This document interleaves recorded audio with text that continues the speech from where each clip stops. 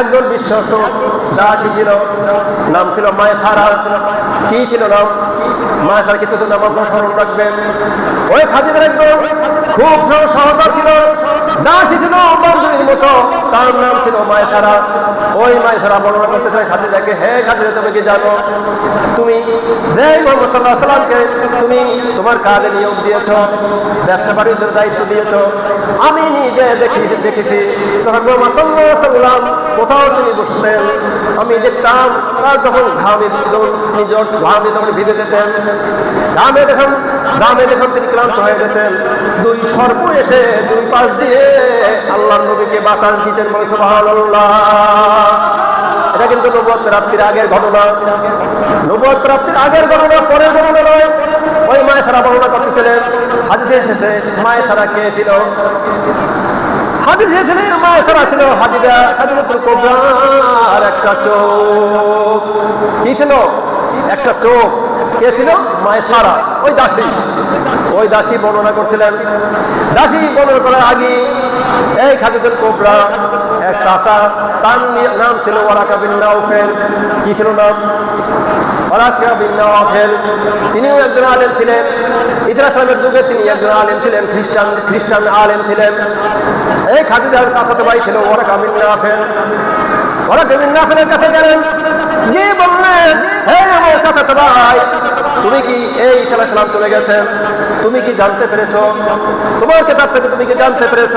তুমি কি অবগত হয়েছ এই কিছু সময়ের মধ্যে এই আরবের বুকে কেউ না কোনো নবী জন্মগ্রহণ করবেন কিনা?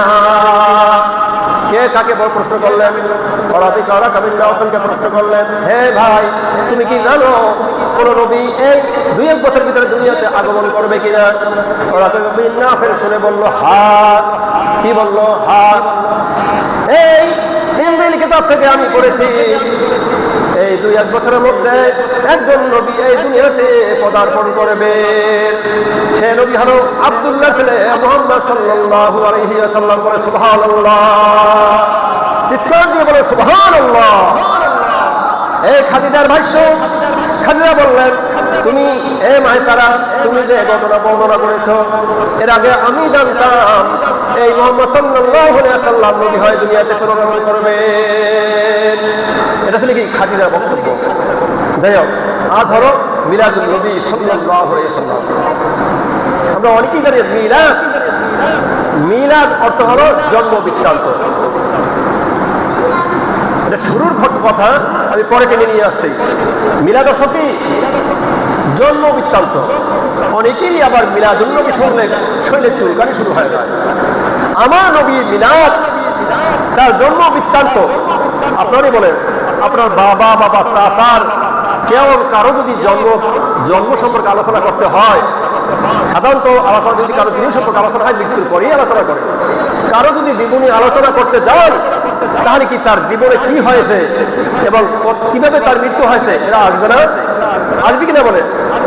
মিলাদ যদি না হতো তাহলে সিরাত আমরা তো কখনোই পাইতাম না। ভালো করে খেয়াল করবেন, মিলাদ যদি না পাই তাহলে সিরাত আমরা কখনোই পাইতাম না। কারণ জন্ম হলেই সিরাত পাওয়া যায়, কারণ যদি জন্ম হয় তাহলে তার জীবনী পাওয়া যায়। বলে ঠিক যাবে? ঠিক। আল্লাহ হাবিব সাল্লাল্লাহু আলাইহি ওয়াসাল্লামের জন্ম হয়েছে, সেজন্যই আল্লাহ নবীর সিরাত পাওয়া গেছে। মিলাদ অর্থ স্মরণ করা।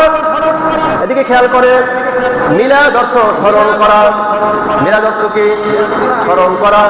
আর সিরাত মানে রিসালাত মানে অনুসরণ করা।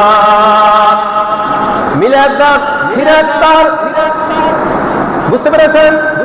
মিলাদার ফিরাতার, ফিরাদার ফিরাতার। মিলাদ ছাড়া ফিরাত কখনোই চিন্তা করা যায় না, অসম্ভব।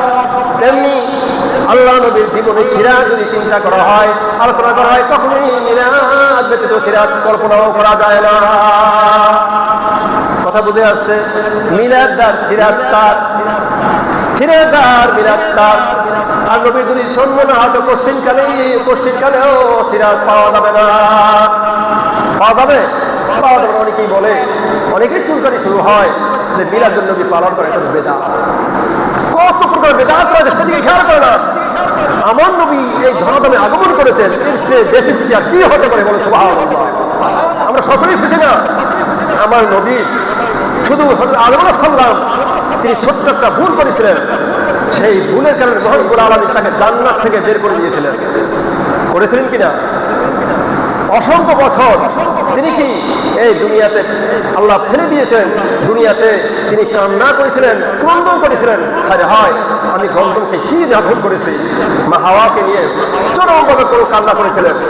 একদিন সময় আল্লাহ প্রথম নবী, প্রথম মানব হযরত আদম আলাইহিস সালাম তিনি একটা লেখা দেখতে পেয়েছেন। লেখাটা তিনি দেখতে পেয়ে মুখ দিয়ে যখন তেলাওয়াত করেছেন, লা ইলাহা ইল্লাল্লাহু মুহাম্মাদুর রাসূলুল্লাহ সাল্লাল্লাহু আলাইহি ওয়াসাল্লাম, এই কালেমাটা দেখার পরে, তেলাওয়াত করার পরে রব্বুল আলামিন হযরত আদম আলাইহিস সালামের জীবনের সমস্ত গুনাহ খাতা মাফ করে দেন। সুবহানাল্লাহ। আল্লাহ কি সমস্ত গুনাহটা মাফ করে দিলেন? কিসের কারণে? কালেমা পড়ার কারণে। রে আদম কালেমা পাঠ করার কারণে গুনাহ মাফ পেয়ে গেছে। কোন নবী সুপারিশ করতে পারে না উম্মতের জন্য, কিন্তু মুহাম্মদ সাল্লাল্লাহু আলাইহি ওয়াসাল্লাম তিনি সিজদায় লুটিয়ে পড়বে কিয়ামতের মাঠে, হাসরের ময়দানে। কেউ সুপারিশ করতে পারবে না, কোন নবী সুপারিশ করার সাহস পাবে না। হযরত মুহাম্মদ সাল্লাল্লাহু আলাইহি ওয়াসাল্লাম তার উম্মতের জন্য সুপারিশ করার জন্য সিজদায় পড়ে যাবেন বলে সুবহানাল্লাহ। ওই নবীর মিলাদুন নবী সাল্লাল্লাহু আলাইহি ওয়াসাল্লাম, মিলাদুন নবী সাল্লাল্লাহু আলাইহি ওয়াসাল্লাম আমরা পালন করব 200 টাকা দিয়ে, 2000 টাকা দিয়ে। সেটাও আমরা খরচ করতে পারি না। আমরা বাড়ি নির্মাণ করে লাখ লাখ টাকা খরচ করি কিনা বলেন? বিয়ে করলে বিয়ের অনুষ্ঠান করার প্রয়োজন নাই। অনুষ্ঠান করতে গিয়ে অনেকের 50,000, 1 লাখ, 2 লাখ টাকা চলে যায়, বলেন ঠিক না বেঠে? সেখানে আমার নবীর জন্ম, আমার নবীর মিলাদ নবী পালন করবো আমরা, সেজন্য আমরা 500-1000 টাকাও আমরা খরচ করতে পারি না। কি এটা দুঃখের বিষয় না? কতটা দুঃখের বিষয় চিন্তা করে দেখেন। আপনি এই গাজীপুরে এইভাবে দেখা যায় না? আপনি চট্টগ্রাম শহরে যান, গ্রামগঞ্জে যান, যেখানে দেখা যায় মাসের আগে খবর মাসে তারা এমনভাবে বাতি দিয়ে সজ্জিত করে, তারা যেভাবে বিয়েতে খরচ করে তার থেকে হাজার গুণ বেশি খরচ করে মিলাদুন নবী উপলক্ষে। বলে সুবহানাল্লাহ। আমি গ্রামে গিয়েছি, চট্টগ্রামের গ্রামগঞ্জে গিয়েছি, সেখানে খবর মাসি তারা এমনভাবে আলোকসজ্জা প্রজ্বলিত করে, যখন সন্ধ্যার দিকে ততটা বোঝা যায় না, তারা এমন সুন্দরভাবে গেট করে, রাতের আধারে দেখা যায় এত সুন্দর লাগে, এর মনটা দেখে আনন্দে আত্মহারা হয়ে যায়। ওই তারা তো গরিব হলো না, আল্লাহ রাসূলের দুনিয়াতে আগমন করেছেন, এই উপলক্ষে তারা আনন্দ করে, উৎসব করে। তারা তো গরিব নয়। গ্রামের ভিতরে দেখা যায় হাজার লক্ষ টাকা খরচ করে তারা এই দিনটা উদযাপন করে, পালন করে। অথচ অত্যন্ত পরিতাপের বিষয়, অত্যন্ত দুঃখের বিষয়, এই মিলাদুন নবী আমরা হাজী আব্দুল সাত্তার নামে মসজিদে আমরা পালন করি। এইভাবে সকল মসজিদই পালন করা উচিত ছিল, বলেন ঠিক না বেঠে? আপনারাই বলেন, আমি যে বয়ান করতেছি আপনাদের জন্য, আল্লাহ রাসূল শুধু জন্মগ্রহণ করতে সেটাই কি আপনাদের সামনে আলোকপাত করতেছি? বলেন, এটাই শুধু আলোকপাত করি না, আল্লাহ নবী জন্ম বৃত্তান্ত এবং জীবনের বৃত্তান্ত, বিয়ে শাদী সকলেই তার জীবনের মিলাদুন নবী উপলক্ষে বয়ান করা হয়, বলে ঠিক না বেঠে? সব কিছু চলে আসে, শুধু নবীর জীবন বৃত্তান্তই শুধু না, তার তার জন্ম, তার কৈশোর, তার যৌবন, তার ব্যবসা, তার বিয়ে শাদী সব কিছু কি আমরা বয়ান করে থাকি, বলেন ঠিক না বেঠে? অথচ অনেকেই তাদের চুলকানি শুরু হয়, অনেকেই তারা বলাবলি করে এটা তো বেদাত। বেদাত যদি বলেন আপনি, আমি যেখানে বসে আছি এটাও বেদাত। কারণ আল্লাহর নবীর জামানায় এই কাজ ছিল না, মসজিদ 2 তলা 3 তলা ছিল না। আমরা যে এই মসজিদে টাইস করা মসজিদে নামাজ পড়ি, এটাও বেদাত। 2 তলা 3 তলা মসজিদে আমরা সালাত আদায় করি, এটাও বেদাত। আল্লাহর নবীর সময় মসজিদ ছিল কি? পাতার মসজিদ ছিল, কি খেজুর পাতার মসজিদ ছিল, সেখানে তিনি সালাত আদায় করতেন। তাহলে এটা কি বেদাত নয়? আল্লাহ নবীর সময় আযান দিতেন মসজিদের বাহিরে, বিলাল আযান দিতেন। ওই মসজিদের পাশে একটা বড় উঁচু স্থান ছিল একজন মহিলার, ওই মহিলার বিল্ডিং এর বাড়ির উপর দাঁড়িয়ে বেলাল আযান দিতে। মসজিদের ভিতরে তো সে আযান দিত না, এখন তো মসজিদের ভিতরে আযান দেওয়া হয়, এটাও তো বেদাত। আপনি এই বেদাত দেখেন না, আপনি মসজিদে মাদ্রাসায় ইমামতি করে মাদ্রাসায় পড়াই আপনি টাকা নেন, এটাও তো বেদাত। আল্লাহ নবী নামাজ আদায় করে কখন কি টাকা নিয়েছেন? সাহাবীরা টাকা নিয়েছেন, এরকম কোনো আপনার পাবেন? কোথাও পাবেন না, এটা হলো বেদাত। হ্যাঁ, বেদাত হলো দুই প্রকার, একটা হলো বেদাতে সাইয়্যা, আর একটা হলো বেদাতে হাসানা। উত্তম বেদাত আর একটা হলো বেদাতে সাইয়্যা। হলো কি মানে বেদাত হলো দোষ, কি দোষ মানে উত্তম আর অনুত্তম। বেদাতে সাইয়্যা আর বেদাত হাসানা কি বেদাত? উত্তম বেদাত, অনুত্তম বেদাত। আমাদের জানা দরকার। যাই হোক, এটা আলোচনার বিষয় নয়, চলে এসেছে, এই জন্য বললাম। আমরা অনেক বেদাত করি, অত মিলাদুন নবী সাল্লাল্লাহু আলাইহি ওয়াসাল্লাম পালন করবো, সেটাও আমরা পালন করি না। আজকে বয়ান হচ্ছে আব্দুল সত্তার তার মাধ্যমে মসজিদে বয়ান হচ্ছে কি উপলক্ষে? মিলাদুন নবী উপলক্ষে।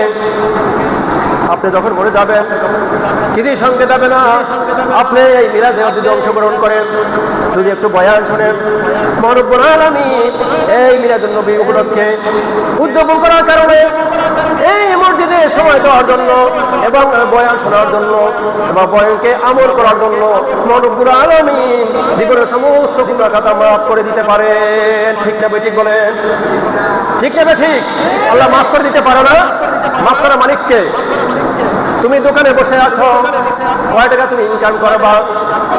মিলাদুন নবী উপলক্ষে তো বয়ান হচ্ছে, তুমি এখানে আসো, একটা হাদিস শোনো, একটা কোরআন আয়াত শোনো, তোমার জীবনটা উজালা হয়ে যেতে পারে। বলেন ঠিক কিনা? আপনি আজকে মিলাদুন নবী উপলক্ষে সময় হচ্ছে, বয়ান হচ্ছে, মাত্র 1 ঘন্টার সময়, 1.5 ঘন্টার সময়। আজকে এই দিনটা যদি আপনার জীবনের শেষ দিনও হতে পারে। বলেন ঠিক কিনা? জীবনে যদি শেষ দিন হয়ে যায়, আপনি এই মিলাদুন নবী উপলক্ষে আপনি এই মসজিদে বয়ানে আসলেন না, বয়ান আপনি শুনলেন না এবং আমলও করলেন না, আপনার জীবন থেকে তার বড় ধরনের একটা আমল চলে গেল। আপনি বড় একটা আমল পাইলেন না, অর্থাৎ আফসোসের বিষয়ে আপনি দুনিয়া থেকে চলে গেলেন। পারেন কিনা? যারাই এই মসজিদে তাবলীগের জন্য সময় দিতে এসেছেন, কেউ চিল্লা দিচ্ছেন, কেউ 3 দিনের সময় দিচ্ছেন, কিন্তু এখান থেকে বাড়ি ফিরতে পারবেন, তার কেউ নিচে দিতে পারবেন। এরকম আপনাদের জীবনে কি ঘটে নাই? আপনাদের বন্ধু বান্ধবের জীবনে ঘটে নাই? যারাই সময় দিতে এসেছেন, চিল্লে দিতে এসেছেন, তারা বাড়ি ফিরে আসে নাই, চিল্লে দিতে গিয়ে মৃত্যুবরণ করেছে। কি ঘটনা এবং ঘটনা ঘটিত কিনা বলেন?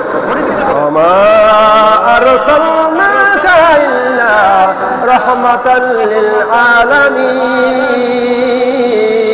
আল্লাহু আকবার। রব্বুল আলামিন বলেন, আমি মুহাম্মদ সাল্লাল্লাহু আলাইহি ওয়াসাল্লামকে এই দুনিয়াতে রাহমাতুল আলামিন, এই জগতের জন্য রহমাতুল্লাহ হিসাবে তাকে প্রেরণ করেছি। রহমাতুল্লাহ আলামিন এই বিশ্ব জগতের জন্য রহমত হিসেবে আল্লাহর হাবিব সাল্লাল্লাহু আলাইহি ওয়াসাল্লামকে দুনিয়াতে প্রেরণ করিয়েছেন। আল্লাহ নবী কেন আগমন করেছেন? রহমাতুল লিল আলামিন হয়ে। এই জন্য আল্লাহ নবীকে অনেকেই বলে বিশ্বনবী।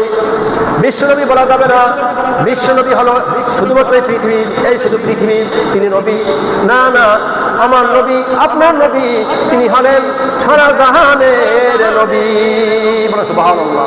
তিনি কি সারা জাহানের সারা মাখলুকাত এবং জিন, মানব জাতি, এই যে সমস্ত সৃষ্টিকুল রয়েছে, সকলের নবী হলো কে? মহানবী হযরত মুহাম্মদ সাল্লাল্লাহু আলাইহি ওয়াসাল্লাম। তিনি শুধু মানব জাতির জন্যই তিনি নবী ছিলেন না, তিনি প্রাণী যে পশু পাখি ছিলেন তাদেরও নবী ছিলেন, সকলের নবী ছিলেন। কে? মুহাম্মদ সাল্লাল্লাহু আলাইহি ওয়াসাল্লাম। আমার নবী আল্লাহর নবী। সেখানে বিশ্বনবী আপনি কিভাবে বলেন? ফেরেশতারা বাদ করে যায়, ফেরেশতাদের নবী কে? নবী মুহাম্মদ সাল্লাল্লাহু আলাইহি ওয়াসাল্লাম। যত নবী রয়েছে সমস্ত নবীর শিরোমণি কে? মুহাম্মদ সাল্লাল্লাহু আলাইহি ওয়াসাল্লাম। তাই মুহাম্মদ সাল্লাল্লাহু আলাইহি ওয়াসাল্লাম তিনি জয়গুনে পদার্পণ করেছেন। পদার্পণ করার পরে তার সাথে আবু তালেব তিনি বললেন, হে মুহাম্মদ সাল্লাল্লাহু আলাইহি ওয়াসাল্লাম, তুমি চাকরি করবে কিনা? বলে, আমার চাচা কোথায়, আমি চাকরি করব। বিবি খাদিজা তার কাজে তুমি নিয়োগপ্রাপ্ত হতে পারো। মুহাম্মদ সাল্লাল্লাহু আলাইহি ওয়াসাল্লাম বললেন, হে আমার চাচা, হ্যাঁ আমি চাকরি করব, তো আমি নিজে থেকে কখনোই আমি খাদিজাকে অফার দিব না। কি করবো না? খাদিজাকে আমি নিজে থেকে অফার দিব না। খাদিজা যদি নিজে তার কাজের জন্য অফার দেয় তাহলে আমি তাহলে কাজে সম্মত হব। বলে সুবহানাল্লাহ। খাদিজা আমি নিজে থেকে কি চাকরির জন্য দরখাস্ত আহ্বান করবো না। খাদিজা যদি আমাকে বলে যে হে মোহাম্মদ সাল্লাল্লাহু আলাইহি ওয়াসাল্লাম, তুমি কি আমার কাজে নিয়োগপ্রাপ্ত হবে, তোমার ব্যবসা কিন্তু নিয়োগ হবে, যদি খাদিজা আমাকে এইভাবে কি করে সে যদি আমাকে চাকরির জন্য আহ্বান করে তাহলে আমি নিয়োগপ্রাপ্ত হব। তার চাচা আবু তালেব তিনি গিয়ে বললেন, হে খাদিজা তুমি তো জানো আমার ভাতিজার কথা, হে ভাতিজা মুহাম্মদ সাল্লাল্লাহু আলাইহি ওয়াসাল্লাম, যাই হোক আপনার ভাতিজা সম্পর্কে আমি জানি কি হয়েছে, তাকে তুমি তোমার যদি ব্যবসায় নিয়োগ দাও তাহলে সে অবশ্যই নিয়োগপ্রাপ্ত হবে। যাই হোক চাচা বলার পরে খাদিজা বললেন, হ্যাঁ আমি নিজে থেকে বলবো। চাচা বললেন, হে খাদিজা তুমি যদি নিজে থেকে যদি বলো, তুমি যদি নিজে থেকে বলো মুহাম্মদ সাল্লাল্লাহু আলাইহি ওয়াসাল্লাম তুমি আমার ব্যবসা নিয়োগপ্রাপ্ত হবে কিনা, তাহলে সে নিয়োগপ্রাপ্ত হবে।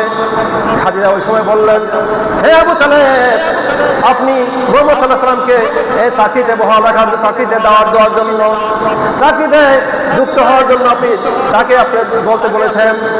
এই কথা মুহাম্মদ সাল্লাল্লাহু আলাইহি ওয়াসাল্লাম ছাড়া যদি অন্য কারো ব্যাপারে হতো তাহলে পশ্চিমকালেও আমি চাকরির জন্য তাকে আমি বলতাম না।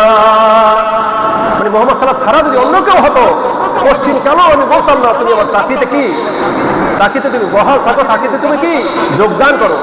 যাই হোক খাদিজা বলার পরে মুহাম্মদ সাল্লাল্লাহু আলাইহি ওয়াসাল্লামের কাছে গিয়ে তিনি দাওয়াত পেশ করেছেন, হে মুহাম্মদ সাল্লাল্লাহু আলাইহি ওয়াসাল্লাম তুমি আমার ব্যবসা নিয়োগ হবে কিনা। মুহাম্মদ সাল্লাল্লাহু আলাইহি ওয়াসাল্লাম বললেন, আপনি যদি বলেন তাহলে আমি সম্মত রয়েছি। বলেন সুবহানাল্লাহ। এই খাদিজার ব্যবসা তিনি খাদিজা যোগদান করেছেন।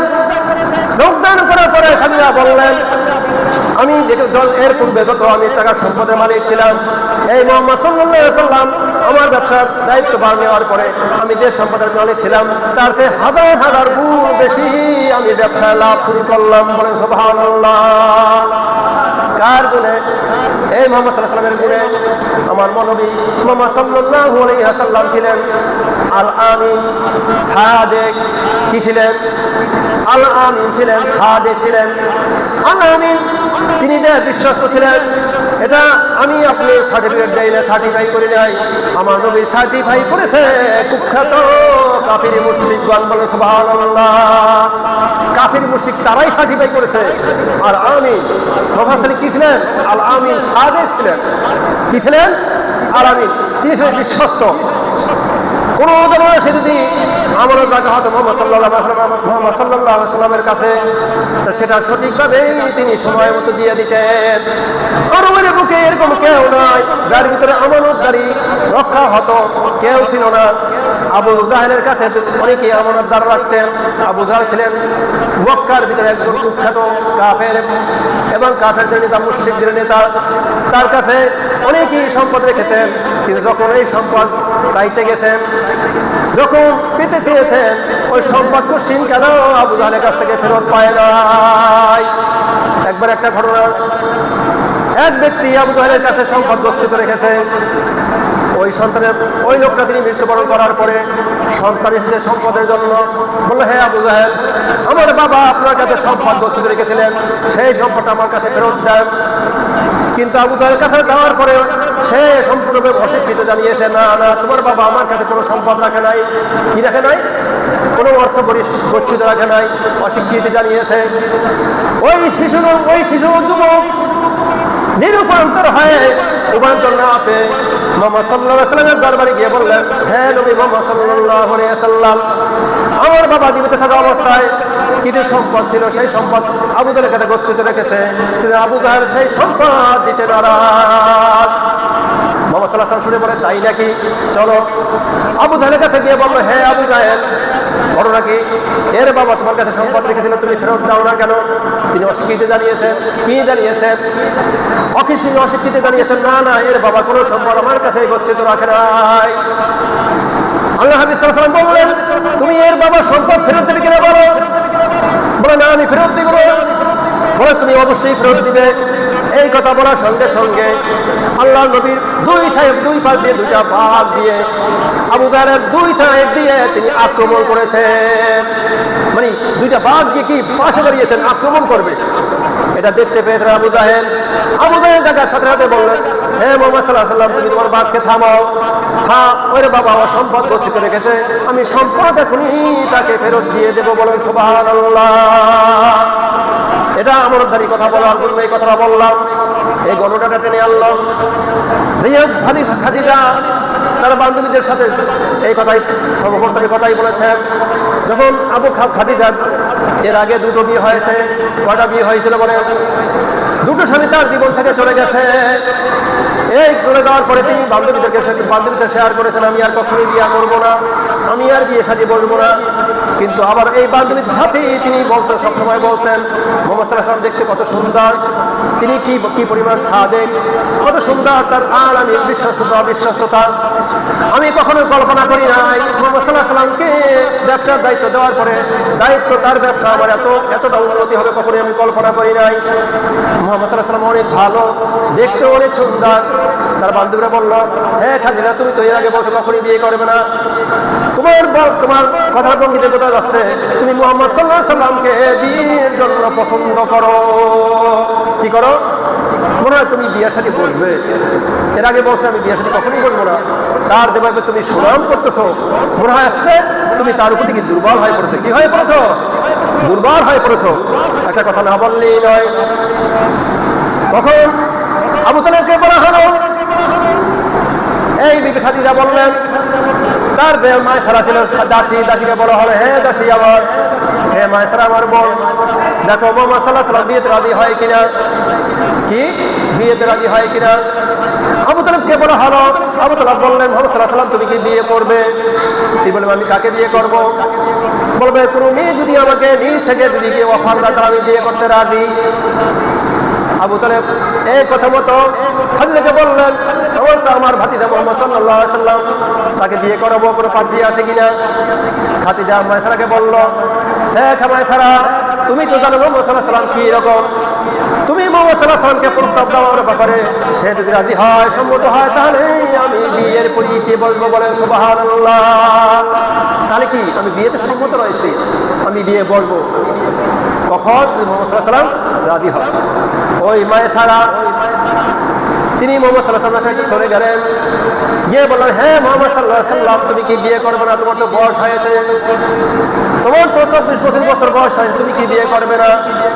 মুহাম্মদ সাল্লাল্লাহু আলাইহি ওয়াসাল্লাম বললেন, আমি তো অত্যন্ত ইয়াতীম, আমি গরিব ইয়াতীম, আমার তো ঘরে কোনো কিছুই নাই, কে আমাকে বিয়ে করবে?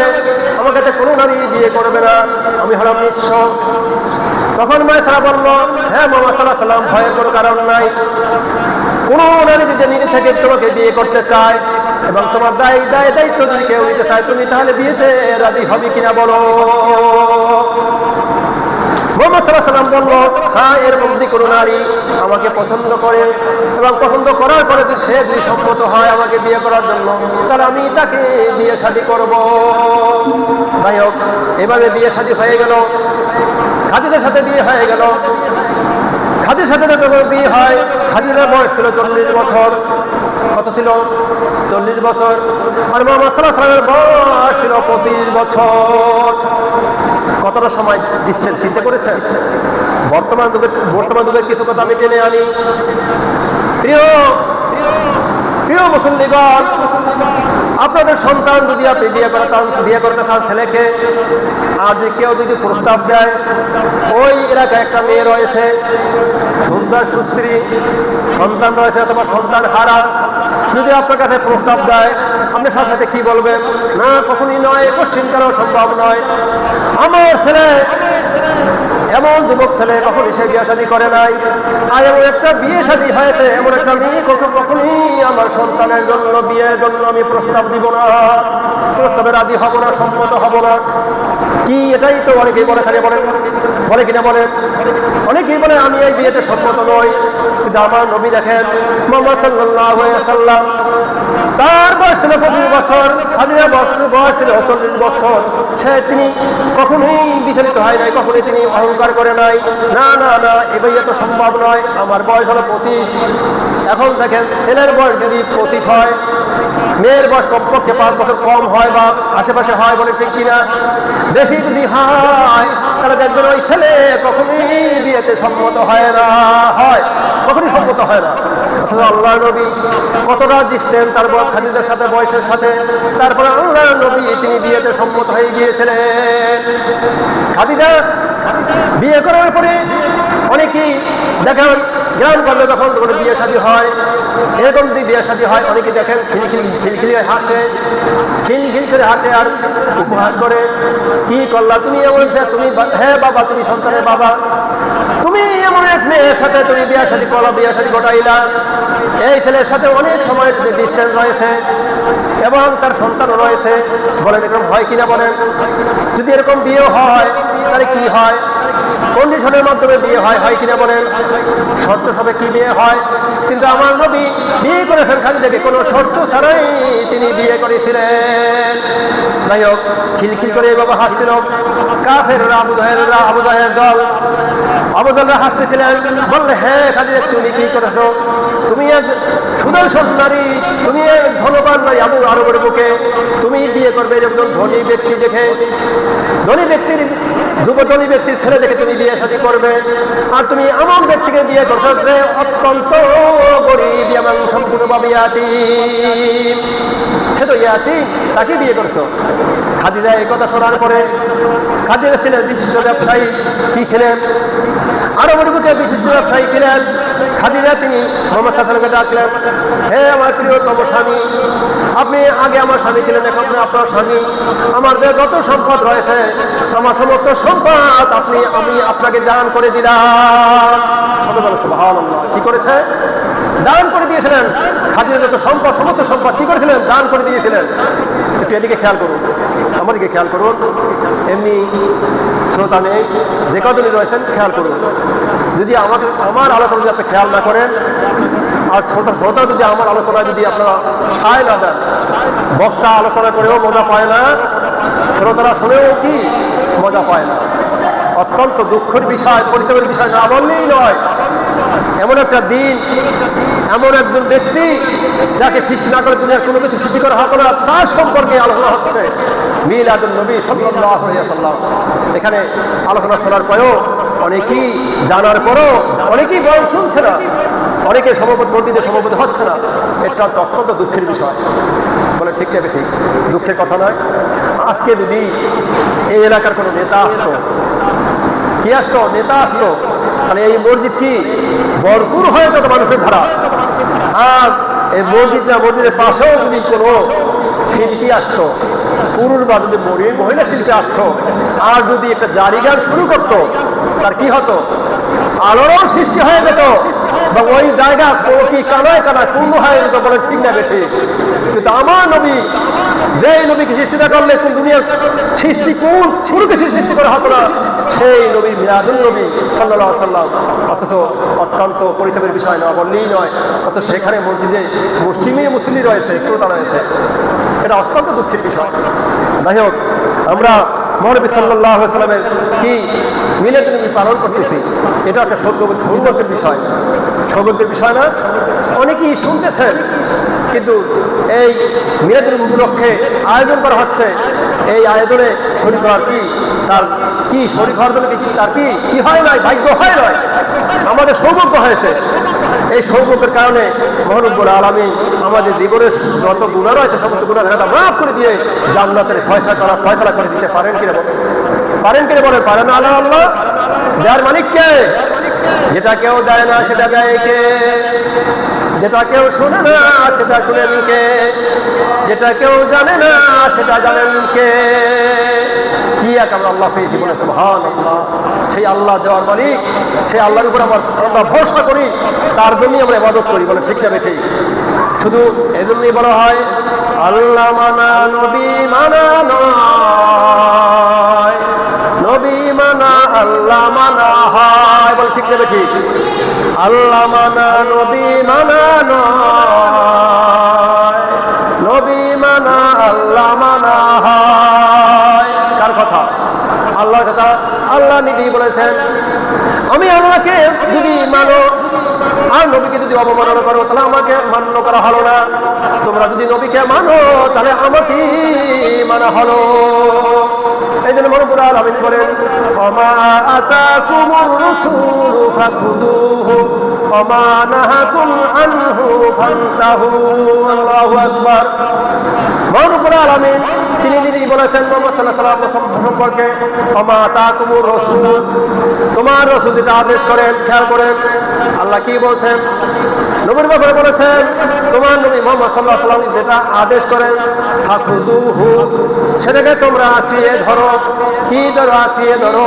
ওমা নাহাকুম আনহু ফান্তাহু, মুহাম্মদ সাল্লাল্লাহু আলাইহি ওয়াসাল্লাম যেটাকে তিনি আঁকড়িয়ে ধরতে বলেন নাই, যেটা ধরতে তিনি নিষেধ করেছেন, সেখান থেকেই তোমরা বিরত হও। কার কথা?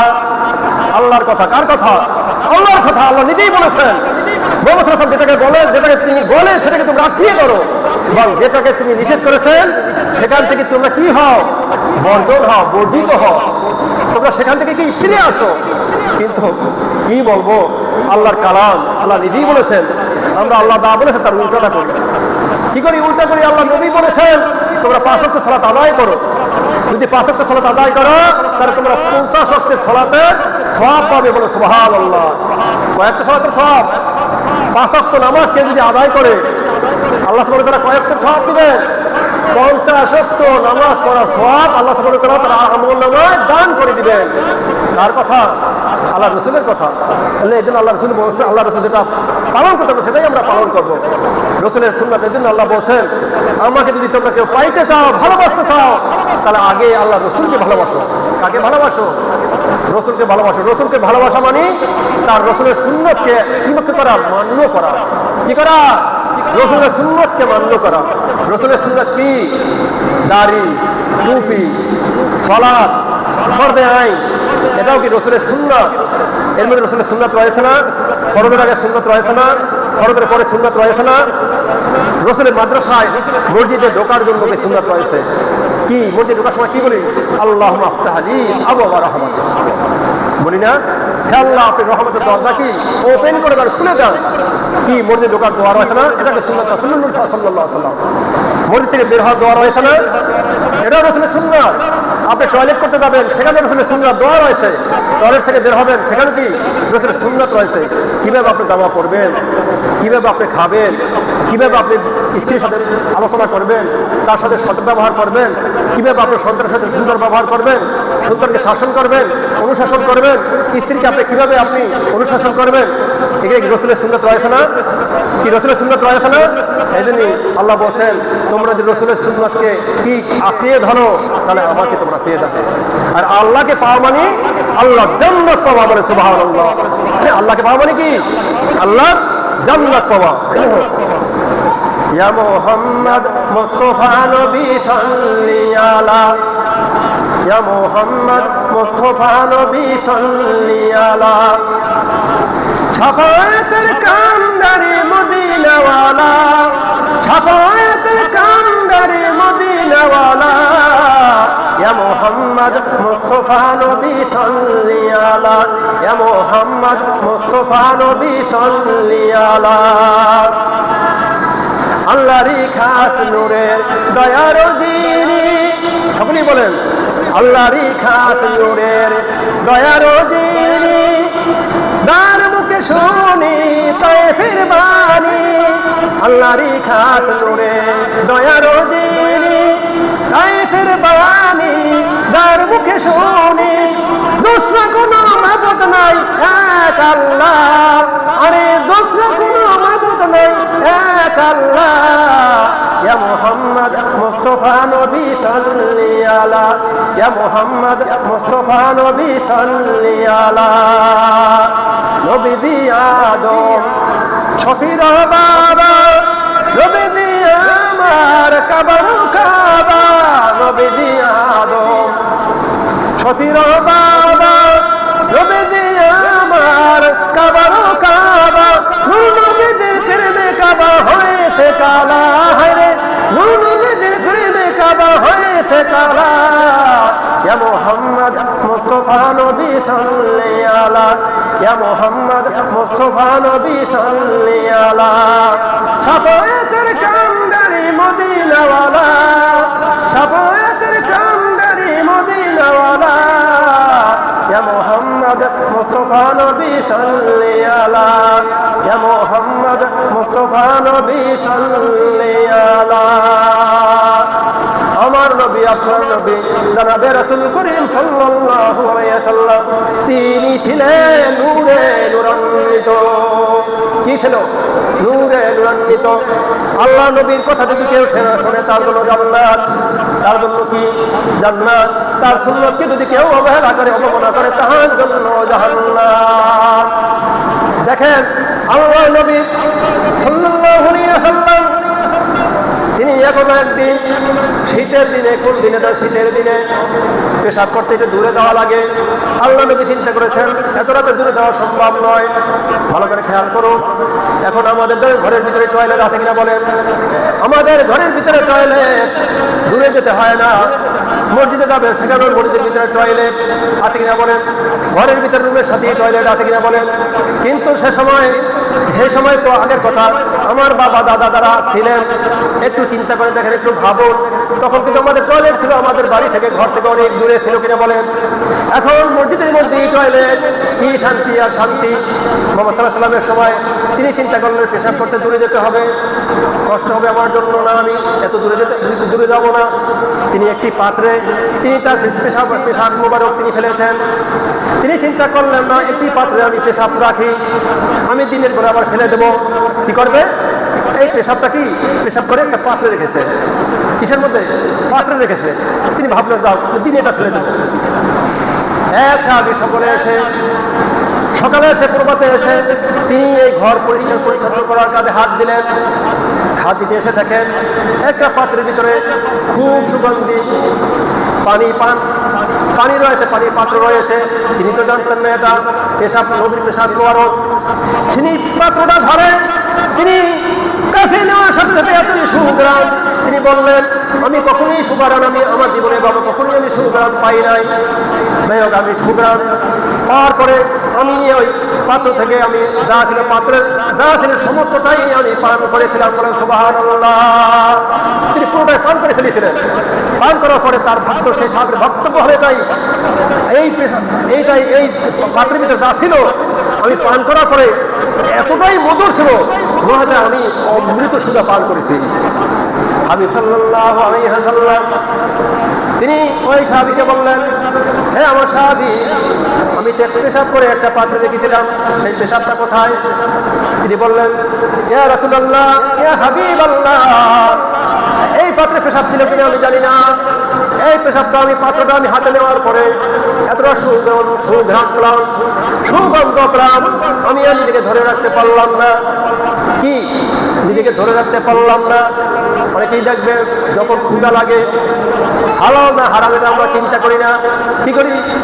ভক্ষণ করে ফেলি, খেয়ে ফেলি। কিন্তু তিনি হালাল হারামের চিন্তা করে নাই, এতটা সুগন্ধ হবে তিনি আত্মহারাগের পাগল করা হয়ে গেছে। হাতে নিয়ে বললেন, ইয়া রাসূলুল্লাহ, ইয়া হাবিবাল্লাহ, আমি যখন এই পাত্র হাতে নিলাম আমি আর নিজের আমি লোককে সামলাতে পারলাম না। আমি হাতে নিয়ে আমি ওই পাত্রের যা ছিল পুরোটাই আমি পান করে ফেলেছিলাম। তখন আল্লাহ নবী বললেন, হে আমার সাহাবী, তুমি কি করেছো? তুমি নিজেই জানো না, তুমি কি যে করেছো তুমি নিজেই জানো না। ওই মুহাম্মদ সাল্লাল্লাহু আলাইহি ওয়াসাল্লামের পেশাব মোবারক তোমার পেটে দেওয়া মানে তোমার রব্বুল আলামিন তোমার জন্য জাহান্নাম হারাম করে দেওয়া। সুবহানাল্লাহ। কি হয়েছে? তুমি পেশাব মোবারক, আমার পেশাব মোবারক তোমার পেটে গিয়েছে, তোমার রব্বুল আলামিন এই পেশাব তোমার পেটে দেওয়ার কারণে কি হয়েছে? তোমার রব্বুল আলামিন তোমার জাহান্নামকে হারাম করে দিয়েছে। দেখেন, হারাম জিনিস পান করার কারণে জান্নাত হারাম হয়ে গেছে। আর একটা ঘটনা টেনে নিয়ে আসি। আমার নবী সাল্লাল্লাহু আলাইহি ওয়াসাল্লাম যখন উহুদের প্রান্তরে দান মুবারক শহীদ হয়ে গিয়েছিল, আমরা অনেকেই জানি। উহুদের প্রান্তরে উহুদের যুদ্ধ হয়েছিল, বলেন ঠিক না বেঠিক? আমরা অনেকেই জানি এই ঘটনা। উহুদের প্রান্তরে মহানবী সাল্লাল্লাহু আলাইহি ওয়াসাল্লাম যুদ্ধ করতে করতে তার দান মুবারক কাঁধে ফেলে দিয়েছিলেন। এটাও আমরা অনেকে জানি না। উপরের দাঁত নিচের দাঁত, উপরের দাঁত না নিচের দাঁত। আল্লাহ নবীর ভালোবাসায় মত্ত হয়ে কয়েকজনই তিনি কিন্তু কখনই আল্লাহ নবীকে দেখতে পায় নাই, না দেখি আল্লাহ নবীকে মেনে নিয়েছেন। তিনি যখন শুনতে পেয়েছেন হায় রায় আমার নবী কোন জানি দাঁত ভেঙে পড়েছে, উপরের দাঁত না নিচের দাঁত, তিনি নিচের দাঁত ভেঙে ফেলেছেন একটা, পরে উপর দিতে বললেন হায় রে হায় আমার নবীর উপরের দাঁত নিজের দাঁত করেছিল সেটা আমি জানি না, তিনি আমার উপরের দাঁত ফেলে দিয়েছেন। এভাবে করতে করতে তিনি চিন্তা করলেন একটা না দুটো পড়েছে, উপরের দাঁত সবগুলো পড়েছে না নিচের দাঁত সবগুলো পড়েছে আমি তাও তো জানি না। তিনি এভাবে করতে করতে রহমতুল্লাহ উপরের মারি এবং নিচের মারির সমস্ত দাঁত মুবারক তিনি ভেঙে ফেলে দিয়েছিলেন। বলেন সুবহানাল্লাহ। কি ছিল রাসূলের ভালোবাসা! আল্লাহ রাসূলের ভালোবাসা প্রেমে মগ্ন হয়ে তার নিচের মারির উপরের মারির সমস্ত দাঁত ফেলে দিয়েছিলেন। আর মিলাদুন নবী পালন হচ্ছে আব্দুল সাত্তার জামে মসজিদে, সেখানে আমরা একটু সমবেত হয়ে আমরা কি করবো, বয়ান শুনবো। সেই সময়টা আমাদের নাই, সময়টা আপনার সময়টা আমাদের নাই। আরে আপনি যে সময়ের মালিক, এই সময়টা কাল পর্যন্ত আল্লাহ রেখেছেন, আপনি কি নিশ্চয়তা দিতে পারবেন? অনেক কুল্লি উম্মাতিন আদা, যখনই আপনার নির্দিষ্ট মেয়াদ সময় শেষ হয়ে যাবে মালাকাল মওয়াল আজরাইল এসে আপনার জান ছিনিয়ে নিয়ে যাবে। আপনি যতই চেষ্টা করেন আপনার জান কি আপনি রাখতে পারবেন না, ছিনিয়ে নিয়ে যাবে। যে কোনো একটা অজুহাত দেখিয়ে আপনার কি আপনার জান ছিনিয়ে নিয়ে যাবে। কিসের এত বড়াই? আর আপনি নিজেই তো নিলেন না, আপনার মালিককে আপনি নিজে কথা বলুন, কথা বলুন। আপনার মালিককে আপনি নিজে, আরে আমার মালিক আমি তো, আমার মালিক আমি নিজেই আমার মালিক নই। আমার মালিক কে? আল্লাহ সুবহানাহু ওয়া তাআলা। আমার মালিক কে? আল্লাহ সুবহানাহু ওয়া তাআলা। এত কিসের কথা, কিসের বড়াই? আমার নবী কেমন ছিলেন সেটা বর্ণনা করেছে। আমার নবী যখন দুনিয়াতে এসেছেন তিনি নবুয়ত প্রাপ্তি হয়েছেন 40 বছর বয়সে। কত বছর বয়সে? 40 বছর বয়সে আল্লাহর হাবিব সাল্লাল্লাহু আলাইহি ওয়াসাল্লাম নবুয়ত প্রাপ্তি হয়েছেন, নবুয়ত লাভ করেছেন। মানে কোরআন নাযিল শুরু হয়েছে আল্লাহ নবী 40 বছর বয়সে। ওই 40 বছর বয়সের নবুয়ত প্রাপ্তি হওয়ার আগে সুদ কি ছিল? হালাল ছিল। এবং ঘুষ সুদের একই মাতালা। ওই নবী ওই আমলের ঘুষ ছিল না, সুদ ছিল, সুদ হালাল ছিল। এবং মদ পান ও হালাল ছিল। মদ পান কি ছিল? হালাল ছিল। অনেক সাহাবী মদ পান করেছেন, তারা সুদের সাথে সম্পৃক্ত ছিলেন।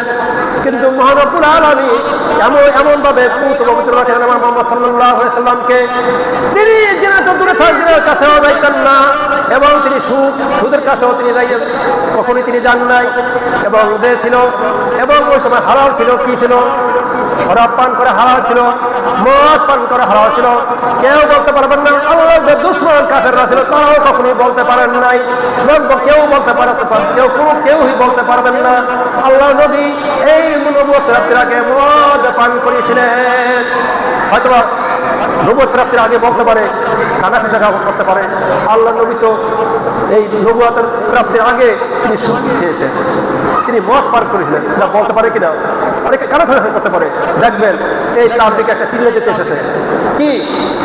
যখনই কোনো ব্যক্তি চিল্লে যেতে আসে, চিল্লে যেতে আসার আগে দেখবেন তার দাড়ি নাই, টুপি নাই, কি নাই, তার দাড়ি নাই, টুপি নাই।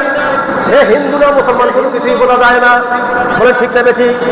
কিন্তু চিল্লা দেওয়ার পরে যখন সে বাড়ি চলে যায়, তার মুখে দাড়ি আব্দুর রহমান, আরে কি আব্দুর রহমান না আব্দুল গাফফার চেনা যায় না। মুখে দাড়ি, মাথায় টুপি, মাথায় পাগড়ি এবং লম্বা জুব্বা।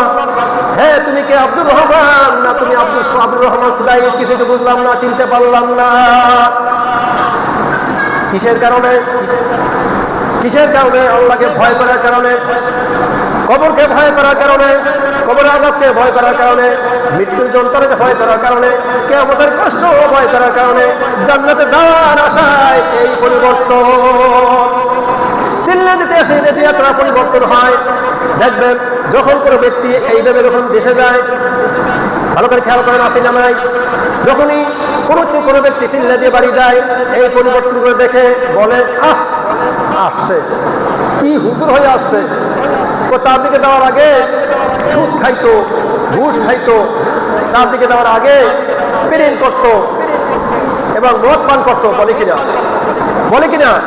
দেখেন যখন কোনো ব্যক্তি গুনাহ করে এবং তাওবায় নসুহা করে, রব্বুল আলামিনের বাক্য আল্লাহ বলেন, কোন ব্যক্তি যদি গুণ করে 100টা খুন যদি করে, 1000টা জেনাও যদি করে, আমি আল্লাহর কাছে যখন সে যদি তওবা করে, হায় রে হায় কি গুনাহ করে ফেলেছি, হায় রে হায় আমি মদ পান করেছি কত বড় গুনাহ, আমি জেনা করেছি কত বড় গুনাহ, আমি নামাজ ছাড়িয়ে ছেড়ে দিয়েছি কত বড় গুনার কাজ করে ফেলেছি, কত জায়গায় আমি প্রেম করেছি, কতটা না হারাম ভাবে আমি খেয়েছি, কি না ভুল করেছি। যখন তুই এই আফসোস করতে করতে আল্লাহর কাছে তওবা করে, ইয়া রব্বুল আলামিন আমি জীবনে কতটা গুনাহ করে ফেলেছি আমি জানি না, আল্লাহ পাহাড় সমীকরণ পরিমাণ গুনাহ করে ফেলেছি, আল্লাহ আপনি আমার জীবনের যত গুনাহ রয়েছে সমস্ত গুনাহ খাতা মাফ করে দেন। আল্লাহ যদি গুনাহ মাফ করে দেন, তুমি বলার কে? যখন তিনি আল্লাহর কাছে গুনাহ মাফ পেয়েছে, আল্লাহ তার জীবনের সমস্ত গুনাহ খাতা মাফ করে দিয়েছেন। সুবহানাল্লাহ, কি করছে আল্লাহ? তার জীবনের সমস্ত গুনাহ মাফ করে দিয়েছে। অথচ তুমি কে এমন ব্যক্তি, সে চিল্লাতে গিয়ে তার পরিবর্তন, অভূত পরিবর্তন তার মধ্যে। এই পরিবর্তন কে দিয়েছেন? আল্লাহ সুবহানাহু ওয়া তাআলা দিয়েছেন। এটা তোমার খুশি হওয়া উচিত। কেন খুশি হবে না তুমি? যেই ভাই নামাজ পড়তো না, মসজিদ চিনত না, যে হারাম খাইতো, হারাম খাওয়ার আদেশ করতো, সে চিল্লা দিয়ে আসার পরে সে হারাম নিজে খায় না, কোনো হারাম থেকে বিরত থাকার জন্য নির্দেশ করে, বলে ঠিক না বেঠিক?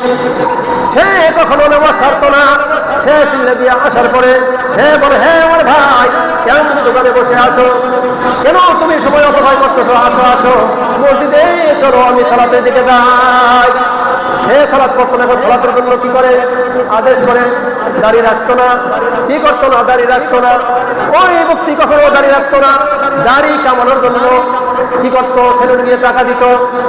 ভালো করে খেয়াল করে, সেলুনে গিয়ে যে সেলুনে যে চুল কাটতো, দাড়ি কাটতো, দাড়ি কামাতো, সেজন্য ওই ব্যক্তিকে কি টাকা দিত কিনা বলে? আর এখন ওই ব্যক্তি তিনি দাড়ি রেখে দিয়েছেন, তাকে যদি লক্ষ টাকা দেওয়া হয় সে কখনোই দাড়ি কর্তন করবে না, বলে সুবহানাল্লাহ। এমন ব্যক্তি আছে, যদি বলেন 20 টাকা দেবো, তবুও সে বলবে তোমার 20 টাকা রাখতে পারি, আমার জীবনে কোশ্চেন কেন আমি কি করবো না, আমি আমার দাড়িতে হাত দেবো না। কি এমন মুসলমান ভাই দাঁড়াই? পরিবর্তন হয় নাই অনেকেই। যাই হোক, যারা এরকম রয়েছে পরিবর্তন হওয়ার পরে বলে তুমি এমন পরিবর্তন হয়েছ, কোন মোল্লা সাজলে, হ্যাঁ এরকম বলে কিনা?